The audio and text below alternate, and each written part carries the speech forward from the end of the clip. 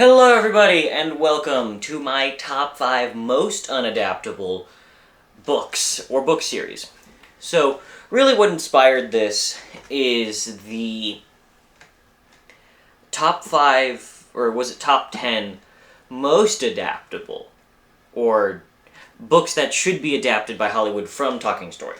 Because I actually really like that, and I like that idea.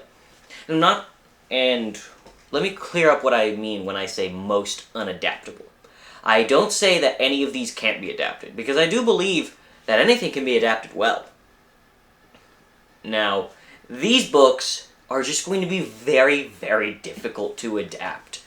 I think they would require such a top-tier cast of people, and I don't, like in their video, in Talking Stories video, he had directors lined up. I don't know directors.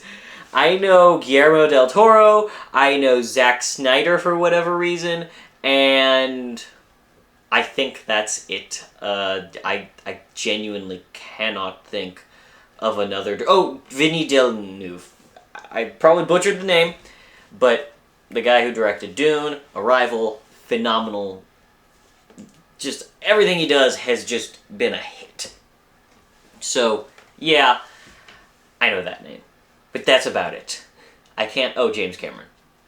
Those are the 4 names I know. Happy, done. These aren't in any particular order, but I'm going to go ahead and start with probably the most obvious choice, Malazan. I should also probably introduce myself. I am Alex, or Iskandar. You may call me whichever you like. I don't care. But anyways, Gardens of the Moon, Malazan by Steven Erikson. And I don't think it's in particular the individual movies that would be difficult. Also, I should say, I don't think this would be the most challenging book series to get a movie out for, just because Erikson was in talks for a movie, or actually, this was going to start off as a movie series. I'm fairly certain. And they had a script. They don't know where the script is, to my knowledge, I should say. From all the interviews that I have watched by Steven Erikson, he says, I don't know where the script is. So, it's still really interesting to think about that. And I think it could be done, but holy crap. You cannot do a one-to-one adaptation of Gardens of the Moon straight to film. Number one, it's just going to take a lot of money. I think so many of the scenes in this book would take so much money, it's stupid. You would need money for all the different races, and you'd have to have really good actors too, I think, because there are so many different characters, and if you want your viewers to really attach to them, then yeah, you're gonna want them to have good actors. And I'd say you want great actors for a lot of things, but this is one of the things where I'd say, yeah, great actors are going to be really important. I think for all of these, you would need a great actor rather than any sort of okay actor. You can't settle for a nice or good. I just stumbled on the word nice. It's Saturday, okay? Anyways, I think that's the first thing, because its timeline is so jumpy. And I know movies have done this before, like if we go look at the Cloud Atlas movie, which I have my problems with, by the way, I think that the way it kind of jumped between points in time kind of worked, but the way that Gardens of the Moon handles it, kind of like a short story for 20, 30 pages, and then, ooh, let's go to the next story, is brilliant in its own right, but really difficult for a movie. I think what would end up having to happen is it probably couldn't be a movie, or if it is, it'd be something crazy and probably not Gardens of the Moon at that point. But if it can be done, it can be done. I believe it can be done, as I probably just contradicted. I think that it would have to be a show, and what it could do is it could have sort of sections of an episode where we're focusing on one character, then we go to another, or a certain POV, and then we kind of bounce around those each episode. So, I don't know. It's a crazy series, especially since I know that, I haven't read book 2, but I know that it goes to a completely different place from where Gardens of the Moon is set, so it would kind of screw with viewers, but I think it could be a really amazing movie series, or TV show series. I think there are benefits to both, losses depending on which route you go as well. Now the next one is going to have to be The Grace of Kings. Now, I admit, I haven't read this book. So maybe what I'm saying here is unfair. But from what I have seen, and I have read a little bit, I think it'd be very difficult to adapt. Mostly because you are trying to get into the heads of so many different characters, and you'd have to be bouncing. Like, you'd have to be all over the place to really nail home what Ken Liu wants to do. And I think it could be a great adaptation if you get the right people on board. But it'd be so difficult just because of how bouncy I have found it to be. And also very to the point. These are short chapters, which isn't a dig at it. It's more that each chapter felt so different from, I think I read the first 2 or 3 chapters a while back. But we kept jumping everywhere, and I was still interested, but it'd be very difficult to adapt, and I think you just have to restructure the entire thing. Again, I could be very, very, very wrong. Now I'm going to go with something that I can actually talk about, and that is these 2 books, Realm of the Odalings, the Fitz books in particular, and Sun Eater. I'm shoving them into one spot because there's a very similar reason why I say both of these. Realm of the Elderlings, and I'm going to knock this down for a minute. Realm of the Elderlings, the Fitz books in particular, because they are such an incredibly personal journey. I think, again, both of them are. Now, problem is, the first book, or not the first book, all the Fitz books in Realm of the Elderlings, they are super focused on how Fitz thinks. I think that's just in general Hob. But if we went to Live Ship Traders or the Rainwild Chronicles, they could still stand up. Well, maybe not the Rainwild Chronicles, I don't like that as much, but Live Ship Traders could still stand up if we got rid of the internal monologue, if you will.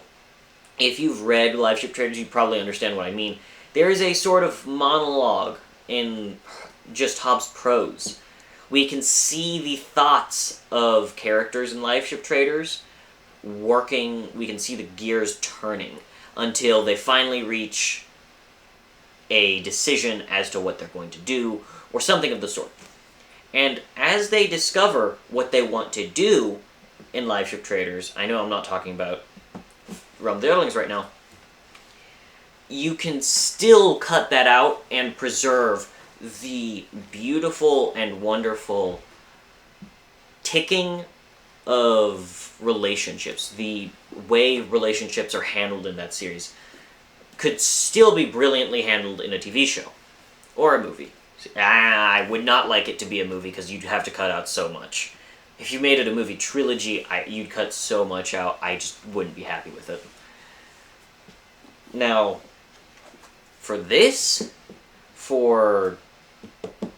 the Fitz books, I don't think you could really, I mean, I think it could be done, but it'd be so, I don't know how you would do it, because the way the Fitz books are written, they're in first person, and we are so honed in on Fitz's mind that I think Steven Erikson in one of his interviews said this very brilliantly, that in the first few chapters of her book, she's able to cloud the reader's mind. She's able to make us think that some abnormalities in Fitz's life are normal, even though you shouldn't think they're normal. But because Fitz thinks they're normal, he doesn't know what normal is, he's a kid, that it makes us think that these things are normal, and eventually when it's revealed, you go, oh shit! I really need to reread this book because I didn't like it as much as I should have, and I know that if I went and reread it, I'm going to love it so much more. Anyways, that's the reason why the Fitz books should be so difficult to adapt. And same with Sun Eater, because they're so personal. And also, I think that by making Sun Eater into a movie, we'd be sacrificing probably my favorite element, and that is the idea that Hadrian Marlowe is writing these as a series of memoirs, essentially. I love that so much. If I had Empire of Silence, I would pull out the first few words, because I love the first few words of Sun Eater. And I just, in general, love the way that Hadrian is constantly referencing, he's ominously referencing events that we haven't gotten to in the books.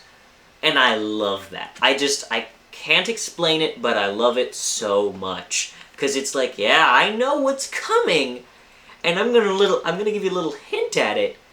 I'm gonna spoon feed you, if you will, and I'm not gonna fill you in on this stuff. You'll figure it out. Don't worry about it. And he just gets better. Rockio gets better and better at doing that throughout the books, and I love it so much. But we're also sacrificing that if we go to a movie or a TV show. And I think, again, both of these can be done, but we'd be sacrificing so much of that internal monologue that we get from each individual character. Now that that's done, I want to talk about probably the two that are going to be much more difficult to talk about. Wars of Light and Shadow. Why do I think Wars of Light and Shadow by Janny Words would be so difficult? And I have read this one. The only thing I didn't read was The Grace of Kings. This book is so... You know how I said Malazan is going to need some really good actors? This is going to need just brilliant, brilliant, brilliant, top-of-the-line actors to pull it off. And they can be voice actors, they can be actors, but they have to be top-of-the-line. Here's why. The dialogue. I can't find dialogue right now. The dialogue in this book is so archaic, if you will, but not archaic. It's otherworldly, I think. I think that's the right term I could use for it. It's otherworldly. Just because it's so beautiful. It is very beautiful, and it's so... I don't want to say medieval, but it's definitely old-timey-ish. But you can't nail it. You can't say this kind of feels like an ancient medieval time England. No, you really can't nail the sort of time period Curse of the Mistwraith feels like. Because it feels like its own thing, and it feels so alien that I love it. What would really probably be the most difficult thing is maintaining this world. Maintaining the world of Curse of the Mistwraith alongside maintaining the dialogue. Because we all know Tolkien had some beautiful prose and he had some flowery dialogue. This takes it to another level. This is really another level. And what would also be very interesting is, for a lot of novels we can say, oh, this is going to be up to this person's interpretation, blah, blah, blah.